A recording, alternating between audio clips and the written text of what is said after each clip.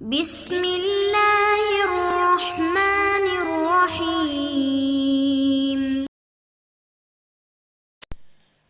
نحمده ونصلي ونسلم علی رسوله الکریم اما بعد۔ عزیز طلبہ کرام، سبق نمبر 164 میں آج ہم دو عنوان پر بات کریں گے۔ ایک ہے مفقود شخص، یعنی وہ شخص جو لاپتہ ہو جائے، کسی سفر پر گیا اور واپسی نہیں ہو سکی،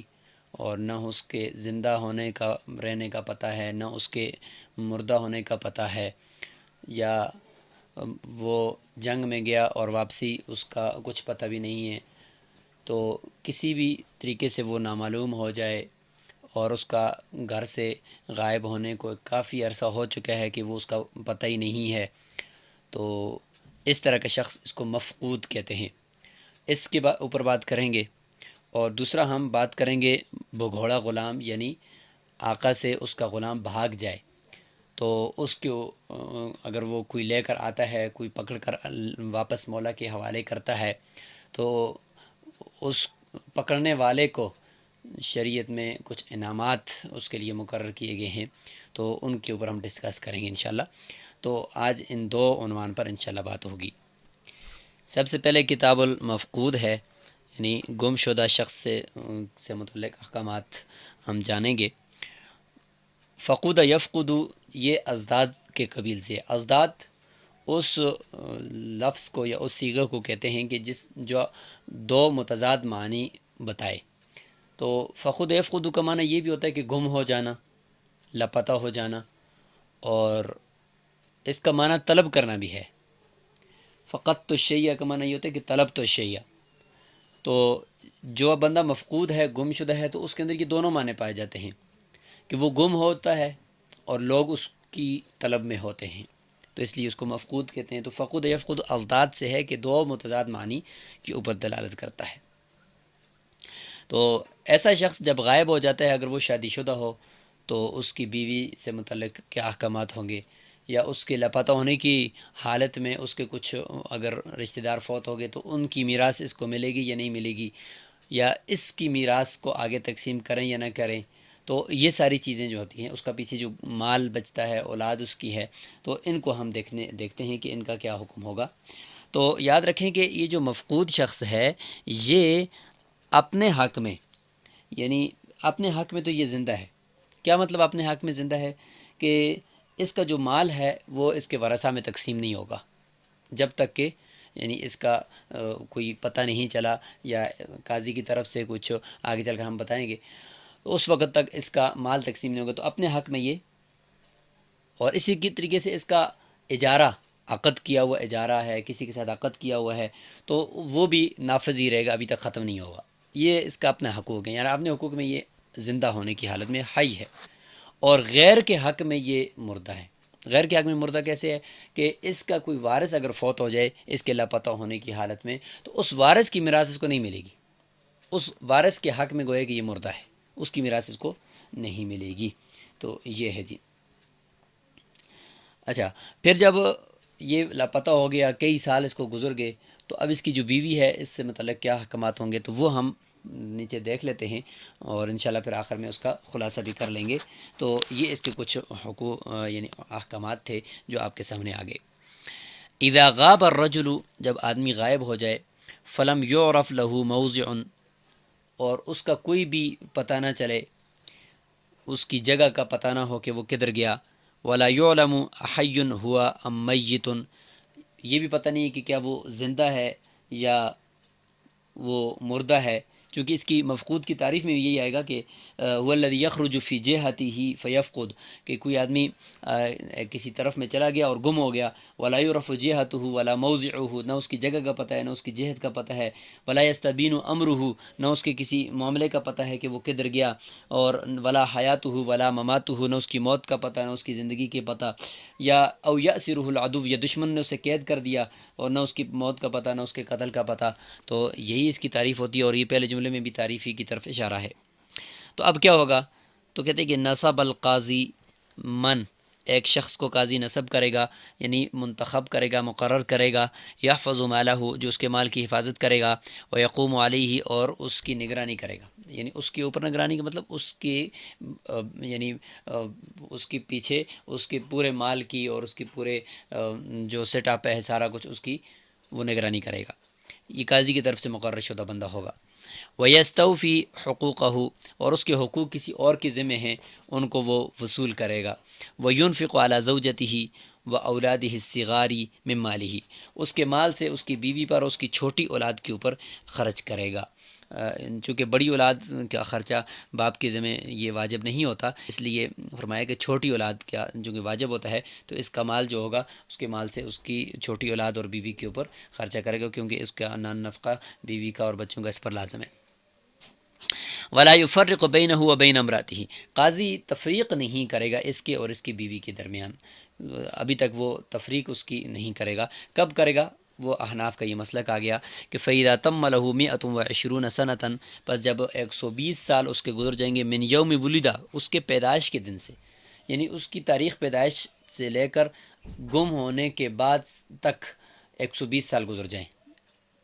ٹوٹل، یہ نہیں کہ اس کے گم ہو جانے کی عمر 120 سال ہو، نہیں، بلکہ اس کے پیدا ہونے کے بعد اگر وہ 60 سال کی عمر میں گم ہوا تو وہ 60 سال بھی جمع کی جائیں گے، مزید 60 سال۔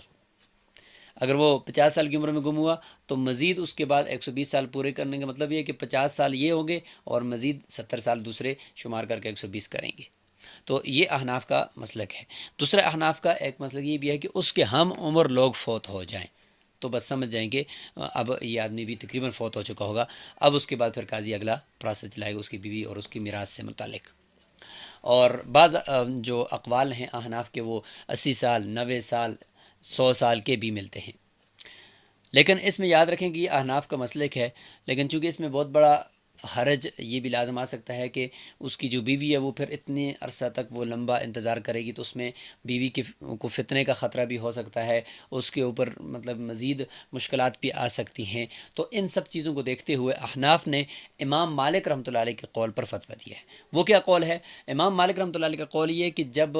شوہر کے گم ہو جانے کے بعد 4 سال گزر جائیں، 4 سال تک اس کا کچھ پتہ نہ چلے، تو اس وقت عورت جا کر قاضی کی پاس جائے گی، عدالت میں جائے گی اور اپنا کیس دائر کرے گی اور کہے گی کہ میرا شوہر 4 سال سے لاپتہ ہے، اس کا کچھ پتہ نہیں ہے۔ تو قاضی پھر اس کے بعد باقاعدہ اس کی ساری صورتحال کو دیکھتے ہوئے، عورت کی مشکلات کو دیکھتے ہوئے، اس کے نان نفقہ کے مسائل کو دیکھتے ہوئے، اس کی عزت کے مسائل کو دیکھتے ہوئے، وہ پھر 4 سال کے بعد اس کے لیے فیصلہ صادر فرما دے گا، اور عورت جو ہے وہ عدت گزارنے کے بعد وہ گویا کہ وفات والی عدت گزارے گی، اور اس کے بعد پھر جا کر وہ ایک الگ جگہ شادی کر لے گی۔ اگر وہ واپس آ گیا تو پھر کیا ہوگا؟ تو اس کی تفصیل یہ ہے کہ اگر مفقود شخص کی موت کا فیصلہ کر دینے کے بعد وہ لوٹ آیا، تو اگر خلوت صحیحہ یعنی عورت کے ساتھ کر دینے سے پہلے وہ لوٹ آیا ہے، تو متفقہ طور پر عورت جو ہے وہ پہلے شوہر کے نکاح میں رہے گی، دوسرے شوہر کے پاس وہ نہیں رہ سکتی، وہ پہلے شوہر کے پاس ہی ہوگی۔ یعنی ابھی تک خلوت صحیحہ یعنی دوسرے شوہر نے اس کے ساتھ نہیں کی تھی، اس سے پہلے وہ لوٹ آیا۔ اور اگر خلوت صحیحہ کے بعد وہ لوٹا ہے، یعنی دوسرے شوہر نے عورت کے ساتھ خلوت صحیحہ ہم بستری وغیرہ بھی کر لی تھی، تو پھر مالکیہ کا تو مشہور مذہب یہی ہے کہ وہ دوسرے شوہر کے پاس رہے گی، پہلے شوہر سے اس کا کوئی تعلق نہیں رہے گا۔ البتہ یہ ضروری ہے کہ شوہر ثانی کو یہ علم نہ ہو کہ اس کا شوہر اول لاپتہ ہے۔ اگر اس کو پتہ ہوگا کہ اس عورت کا پہلا ایک شوہر تھا جو لاپتہ ہو چکا ہے، تو پھر شوہر اول کے نکاح میں ہی رہے گی۔ البتہ اس میں احناف کا جو مسلک ہے وہ یہ ہے کہ اس دوسری صورت میں بھی وہ شوہر اول ہی کی بیوی رہے گی، یعنی اگر اس نے خلوت صحیحہ کر بھی لی ہو، اس کے باوجود بھی جب وہ آ گیا تو یہ دوسرے کا نکاح ٹوٹ جائے گا، وہ پہلے کے نکاح میں ہی خود بخود چلی جائے گی۔ تو یہ ہے جی اس کی تفصیل۔ تو فرمایا کہ حکم نہ بموت ہی، جب 4 سال، یہ تو 120 سال ہے لیکن فتویٰ میں نے آپ کو بتا دیا کہ وہ امام مالک رحمۃ اللہ علیہ کے قول پر ہے 4 سال پر۔ حکم نہ بموت ہی، تو اس کی موت کا ہم فیصلہ کر دیں گے۔ واعتدت امراتہ، اور اس کی بیوی جو ہے وہ عدت گزارے گی۔ وقسم مالہ، اور اس کے مال کو تقسیم کر دیا جائے گا بین ورثتہ الموجودین فی ذلک الوقت، اس فیصلے کے وقت جو ورثہ موجود ہیں زندہ، ان میں فیصلے سے پہلے اور لاپتہ ہونے کے بعد جو ورثہ فوت ہوئے ہیں ان کو اس کی میراث نہیں ملے گی۔ فیصلے کے وقت جو کہ ہم نے موت کا فیصلہ کر رہے ہیں نا، اس سے پہلے تو ابھی تک تو انتظار میں تھے۔ وَمَن مَّاتَ مِنْهُمْ، اور جو ان میں سے مر گیا قبل ذالک اس سے پہلے لم یرث منہ شیئا تو وہ اس لاپتہ آدمی کی میراث سے کچھ بھی حصہ نہیں پائے گا۔ ولا یرث المفقود من احد، یہ ہم نے کہا تھا کہ دوسرے کے حق میں وہ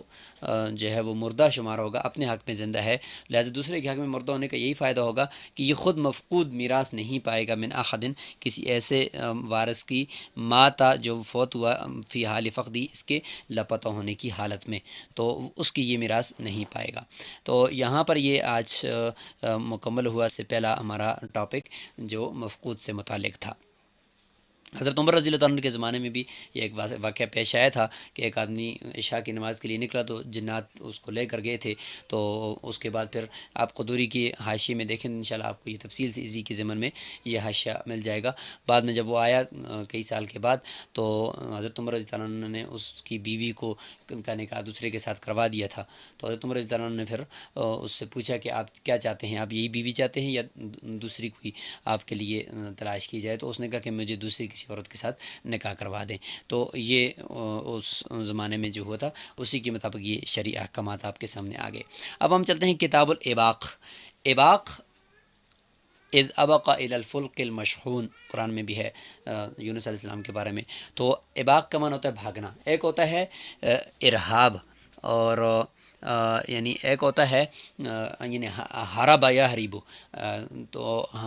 ہرب یہرب کا معنی بھی ہوتا ہے بھاگنا، اور ایک ہوتا ہے ارہاب، یعنی اس کا معنی بھی ارہاب کا معنی تو بھگانا ہوتا ہے، لیکن ہرب یہرب کا معنی ہوتا ہے بھاگنا، اور ایک ہوتا ہے ابق یابق، ابق یابق یہ بھی بھاگنے کے معنی میں ہوتا ہے، لیکن ان دونوں میں فرق ہے۔ اباق جو ہوتا ہے وہ بغیر کسی وجہ کے بھاگنے کو کہتے ہیں اباق، اور اس کے مقابلے میں جو ہوتا ہے حارب، حارب جو ہوتا ہے وہ ہوتا ہے کہ جو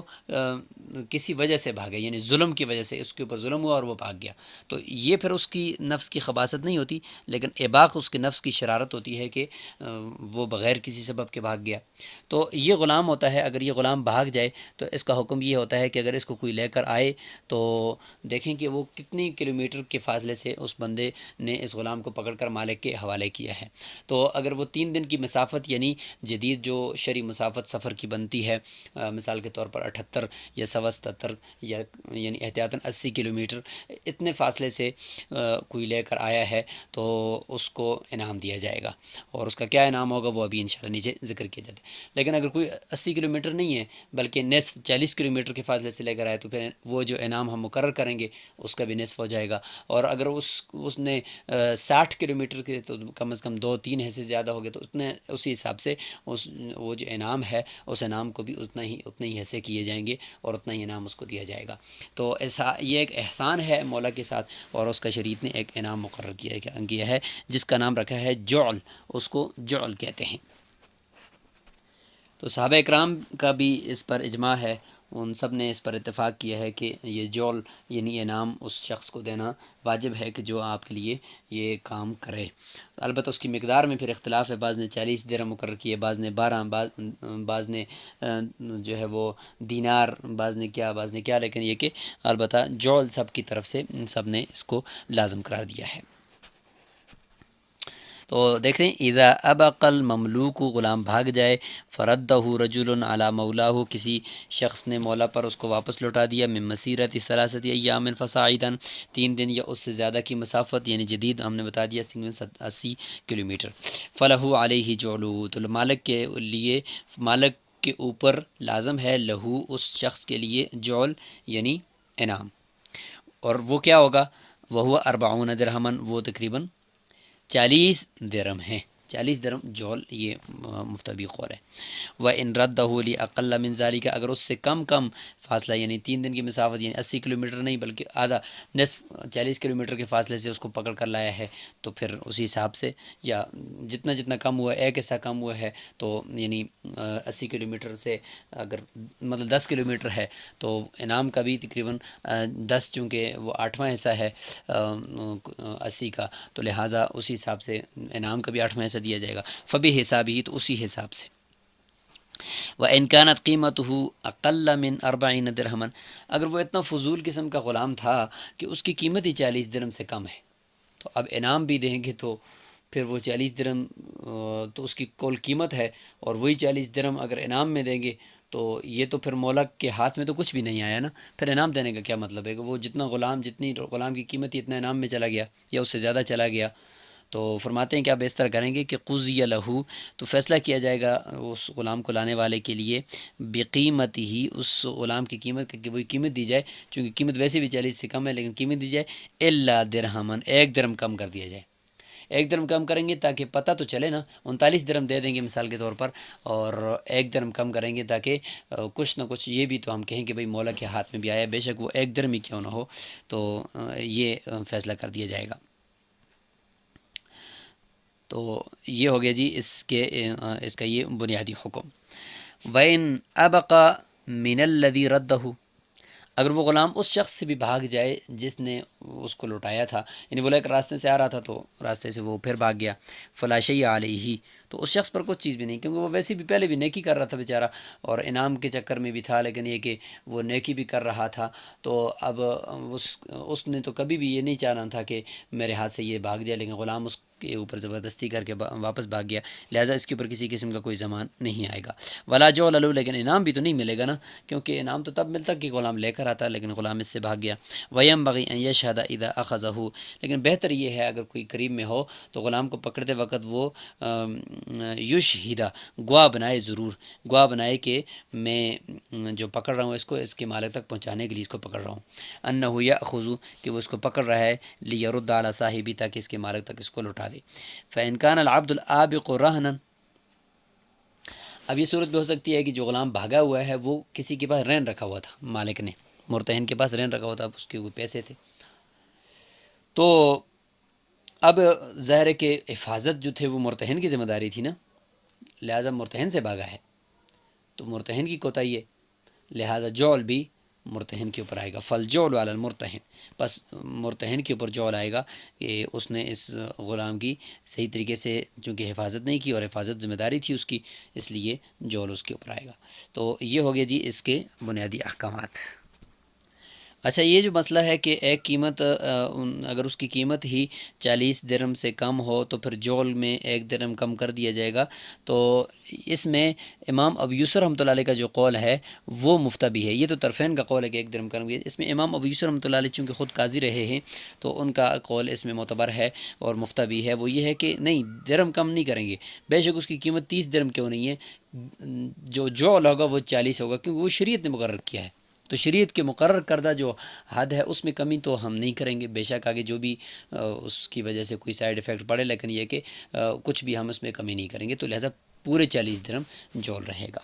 السلام علیکم ورحمۃ اللہ وبرکاتہ۔